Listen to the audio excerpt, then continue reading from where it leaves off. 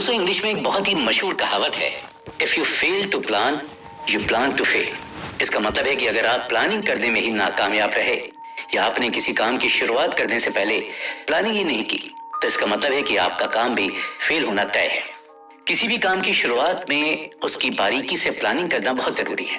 Future में आने वाली सिचुएशंस और प्रॉब्लम्स के बारे में अगर आप पहले से सोच कर रखेंगे तो आप उसका सॉल्यूशन निकालकर आगे बढ़ने के लिए हमेशा तैयार रहेंगे। मशहूर राइटर स्टीफन कोवे ने भी अपनी book 7 habits of highly effective people में बताया है कि प्लानिंग की कई सारी मेथड्स हैं, लेकिन उनमें सबसे जरूरी मेथड है प्रोएक्टिव प्लानिंग। इस प्लानिंग मेथड में आपको खुद इन्वॉल्व होकर सिचुएशन के बारे में डीप स्टडी करनी पड़ती है। हर छोटी बड़ी सिचुएशन और आपके गोल में इन्वॉल्व होने वाले हर एक इंसान के बारे में डिटेल्ड इंफॉर्मेशन हासिल करके प्लान करना पड़ता है और यही मेथड सबसे कारगर माना जाता है। एग्जाम्पल के लिए किसी भी क्रिकेट टीम को देख लीजिए। टीम के कोच, कैप्टन और प्लेयर्स सब मिलकर ओपोनेंट टीम के हर एक प्लेयर के गेम को डीपली स्टडी करते हैं। पिच से लेकर वेदर कंडीशन को स्टडी करके फिर गेम प्लानिंग करते हैं। ठीक उसी तरह प्रोएक्टिवली अगर हम अपने गोल के बारे में प्लान करें तो सक्सेस मिलना मुश्किल नहीं होगा, जैसा कि चाणक्य ने अलेक्जेंडर के साथ किया था। चाणक्य जानते थे कि उसके पास ट्रेन्ड सोल्जर्स और घुड़सवार बहुत थे, लेकिन उसके पास हाथी बहुत कम थे और भारत में बरसों से जंग में हाथियों का इस्तेमाल किया जाता है। चाणक्य ने अलेक्जेंडर की फौज के सामने बहुत बड़ी तादाद में बड़े बड़े हाथी खड़े कर दिए। उन हाथियों को देखकर न सिर्फ अलेक्जेंडर के सिपाही डर गए, बल्कि उनके घोड़े भी उन हाथियों का सामना करने से डरने लगे। विष कन्याओं का इस्तेमाल करके चाणक्य ने इंफॉर्मेशन जुटाई और उसके बेसिस पर परफेक्ट प्लानिंग करके जीत हासिल की। ऐसी परफेक्ट प्लानिंग के लिए डीप थिंकिंग एबिलिटी की जरूरत होती है और ऐसी डीप थिंकिंग को चाणक्य ने अन्वेषकी नाम दिया है। अन्वेषकी को चाणक्य ने सबसे जरूरी विद्या कहा है। इससे इंसान का इंटेलेक्ट शार्पन हो जाता है और किसी भी प्रॉब्लम का परफेक्ट सोल्यूशन ढूंढ निकालने की काबिलियत डेवलप हो जाती है। और प्रोएक्टिव प्लानिंग करने के लिए हमें जैसे एक्सपर्ट्स की सलाह लेना जरूरी होती है, वैसे ही अपने आप से एडवाइस लेना भी जरूरी होता है। जब आप अन्वेषकी को स्टडी करके अपना इंटेलेक्ट शार्प कर लेते हैं, तब आप अपने आप से सलाह लेने के काबिल बन जाते हैं, क्योंकि अपने आप से बेहतर एडवाइस और कोई नहीं दे सकता। वो कहते हैं ना, सुनो सबकी और करो मन की। वैसे ही हर इंसान सुनता सबकी और करता मन की ही है। बस सक्सेस मिले तो खुद की तारीफ करता है और फेलियर आए तो किसी दूसरे को ब्लेम करता है। आपकी लाइफ का कोई भी डिसीजन सही हो, इसके लिए सबसे जरूरी बात है कि आप खुद को सही सलाह दें। इसके लिए आपको हर बात को कॉन्शियसली ऑब्जर्व करने की जरूरत है। आपको अपना नॉलेज बढ़ाते रहना चाहिए, नई नई बातें सीखती रहनी चाहिए, तभी आप खुद को राइट एडवाइस दे पाएंगे। और खुद से एडवाइस लेने के लिए सबसे ज्यादा जरूरी बात है काम एंड कूल नेचर। स्ट्रेस में या प्रेशर में हम सही डिसीजन नहीं ले पाते, क्योंकि ऐसे में हम सिर्फ उस मोमेंट के बारे में सोच रहे होते हैं और अपने डिसीजन के लॉन्ग टर्म इफेक्ट्स के बारे में नहीं सोच पाते। लेकिन अन्वेषकी आपको लॉन्ग टर्म प्लानिंग करना सिखाता है। जैसे कि पैसों की जरूरत पड़ने पर लोन ले लेना नॉर्मल एडवाइस है, लेकिन आप वो लोन कैसे रीपे करेंगे, उसकी इंस्टॉलमेंट्स पे करने के लिए आपको लाइफ में कितनी एडजस्टमेंट्स करनी पड़ेंगी, इन सब का आपके साथ साथ आपकी फैमिली पर क्या असर होगा, इस सब के बारे में सोचकर लोन अमाउंट डिसाइड करना एक राइट एडवाइस होगी। और राइट एडवाइस अपने आप को सिर्फ आप ही दे सकते हैं। इसीलिए मेडिटेशन करना सबसे जरूरी बात बन जाती है। अन्वेषकी सीखते समय भी मेडिटेशन ही सबसे पहली और जरूरी टेक्निक होती है। इससे आपका दिमाग शांत होकर सिर्फ एक बात पर फोकस कर पाता है, और जब आप पूरा फोकस करके प्लानिंग करें तो फेल होने का चांस ही नहीं, सक्सेस मिलना तय है। लेकिन ऐसा जरूरी नहीं कि आप कोई एक प्लान बनाएं और आखिर तक उसी से चिपके रहें। कई बार सिचुएशंस ऐसी आती हैं कि आपको अपने प्लान से हटकर कुछ अलग डिसीजन लेना पड़ता है। लाइफ इज सो अनप्रेडिक्टेबल, इसी का नाम जिंदगी है। लाइफ में आपको कब कैसी सिचुएशन का सामना करना पड़े ये कोई नहीं बता सकता, फिर चाहे आपने कितनी भी परफेक्ट प्लानिंग क्यों ना की हो।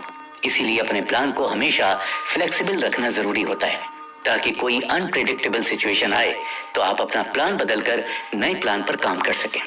तो इम्पोर्टेंट बात यह है कि अपने प्लान को लिखिए, अच्छे से स्टडी कीजिए और प्लान को इतना फ्लेक्सिबल रखिए कि जरूरत पड़ने पर उसमें बदलाव किया जा सके। लेकिन ऐसी अनप्रेडिक्टेबल प्रॉब्लम्स को कैसे पहचानेंगे और कैसे उनका सोल्यूशन निकालेंगे, क्या कहते हैं चाणक्य इसके बारे में, ये सब कुछ जानेंगे अगले एपिसोड में। दोस्तों, आपने कभी बीमारी क्या है ये जाने बगैर किसी डॉक्टर को इलाज करते देखा है? नहीं ना? डॉक्टर्स का मेन मोटिव रहता है बीमारी का जड़ से इलाज करना, ना कि सिर्फ उसके सिम्टम्स का इलाज करना। एग्जाम्पल के लिए, अगर कभी किसी पेशेंट को दांत में दर्द महसूस होने लगे तो डेंटिस्ट उसकी अच्छे से जांच करके स्कैन निकालकर डायग्नोसिस करते हैं। जरूरत पड़ने पर प्रॉब्लम देने वाला दांत निकालने का भी सजेशन देते हैं। लेकिन क्या हो अगर आपके राइट साइड वाले दांत में दर्द हो और डेंटिस्ट लेफ्ट साइड वाला दांत निकाल दे? ये तो कोई सोल्यूशन नहीं हुआ ना। ऐसे तो प्रॉब्लम और भी ज्यादा बढ़ती चली जाएगी। इसीलिए चाणक्य कहते हैं कि पहले प्रॉब्लम को पहचानो, समझो और फिर उसका सोल्यूशन निकालो। कई बार प्रॉब्लम्स हमारे सामने होती हैं, हम उन्हें देख पाते हैं और एनालाइज करके उसका सोल्यूशन भी निकाल लेते हैं।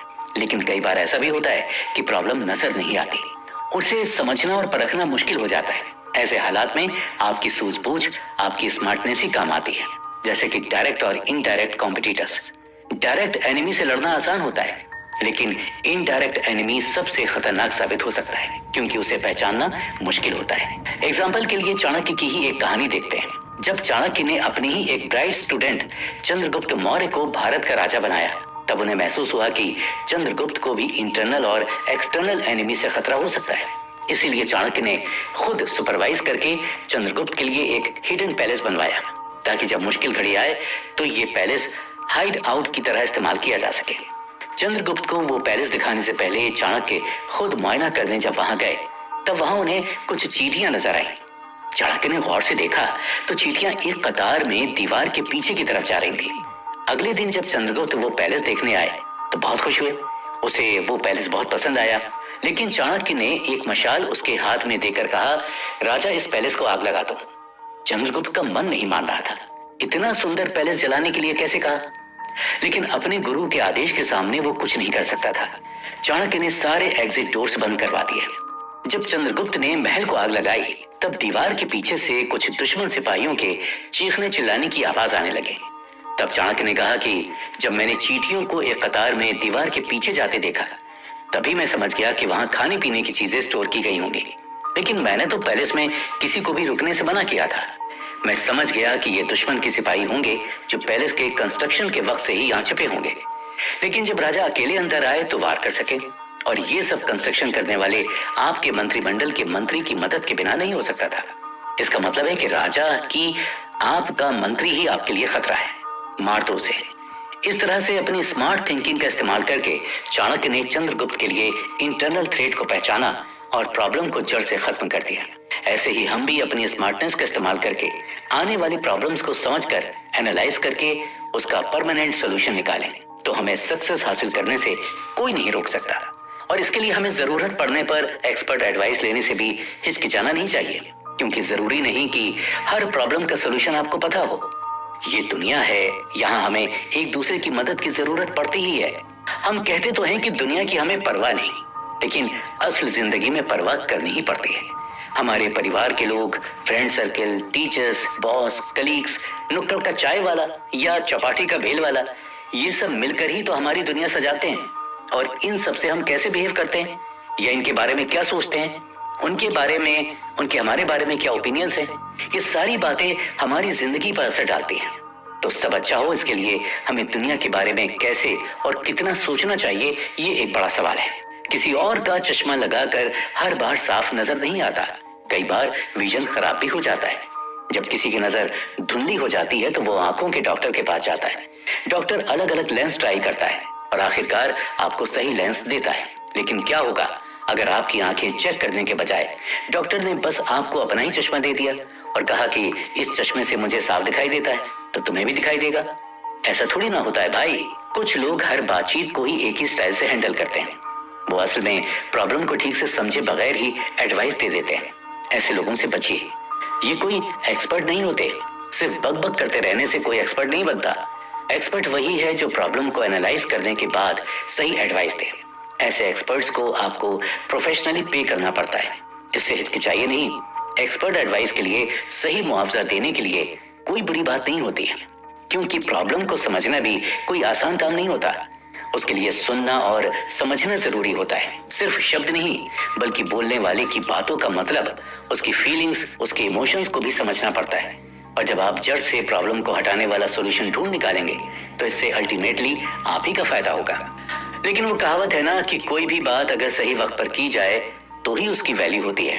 एग्जाम्पल के लिए 10 बजे छूटने वाली ट्रेन के बारे में अगर आप 9 बजे इंफॉर्मेशन दें तो वो काम की बात है, लेकिन अगर आप 11 बजे बताएं तो वो बेकार की बात है।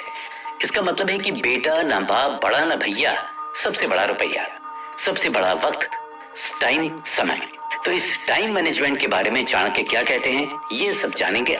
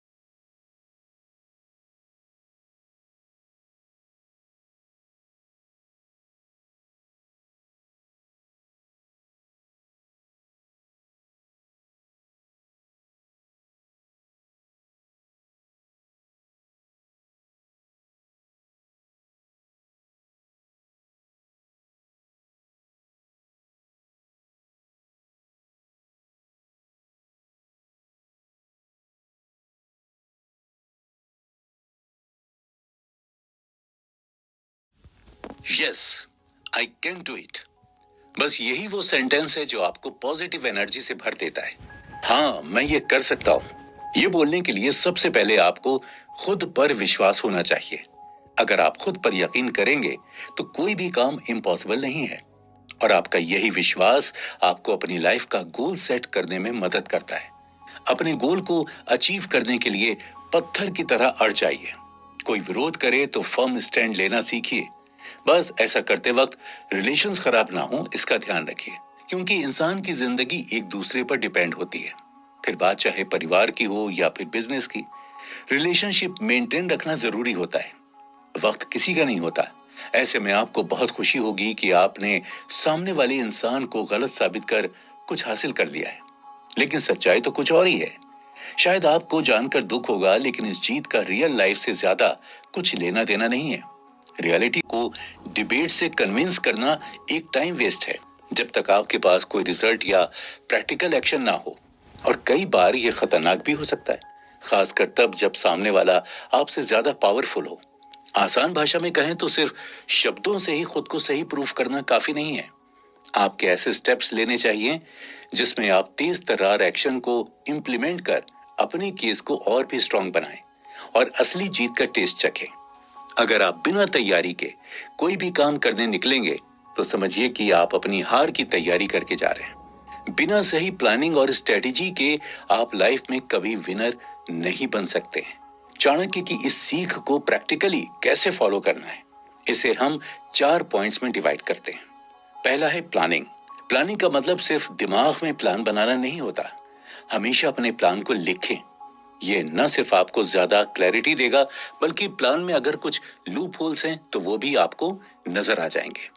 दूसरा पॉइंट है स्टडी। विनिंग माइंडसेट के लिए लर्निंग माइंडसेट होना बहुत जरूरी है। अपना प्लान बनाते वक्त सभी तरह की सिचुएशंस के बारे में अच्छे से इंफॉर्मेशन इकट्ठा कीजिए। सिर्फ इमेजिन करने से काम नहीं चलेगा। तीसरा जरूरी पॉइंट है एक्सपर्ट एडवाइस लेना। सच कहा गया है कि फेलियर सबसे बड़ा टीचर होता है, लेकिन लाइफ में हर बात एक्सपीरियंस करके सीखना जरूरी नहीं है। कुछ बातें दूसरों के एक्सपीरियंस से भी सीख लेनी चाहिए। इसीलिए हमेशा एक्सपर्ट एडवाइस की तलाश में रहिए। चौथा और आखिरी पॉइंट है बदलाव, यानी चेंजेस। भले ही आप कितना भी परफेक्ट प्लान बना लें, जरूरी नहीं कि हर बात प्लान के हिसाब से ही हो। कभी कोई ऐसी प्रॉब्लम आ सकती है कि आपको अपना प्लान बदलना पड़े। बदलाव के लिए हमेशा तैयार रहिए, क्योंकि change is the only constant. अब आपके पास प्लान तैयार है, अगला स्टेप है प्लान को एग्जीक्यूट करना। इसके साथ एक और पॉइंट याद रखना जरूरी है। किसी भी जगह अपनी ताकत जमाना आसान नहीं होता। अपने ईगो को भी सिखा दीजिए कि आप सारी चीजें खुद अपने आप नहीं कर सकते। आपको कभी ना कभी किसी और की भी मदद लेनी है। आप किसी और से मदद किस तरह से मांगते हैं? अगर आप सोच रहे हैं कि लोग आपकी मदद केवल अपने अच्छे दिल की वजह से करेंगे, तो आप एक बड़ी गलती कर रहे हैं। इसका सीधा मतलब है कि लोगों से केवल अपने फायदे की बात करना एक गलत स्टेप है। अगर आप ऐसा करेंगे तो चांसेस ज्यादा होंगे कि कोई भी आपकी मदद नहीं करेगा। इससे हटकर आप उनके फायदे को टारगेट कीजिए।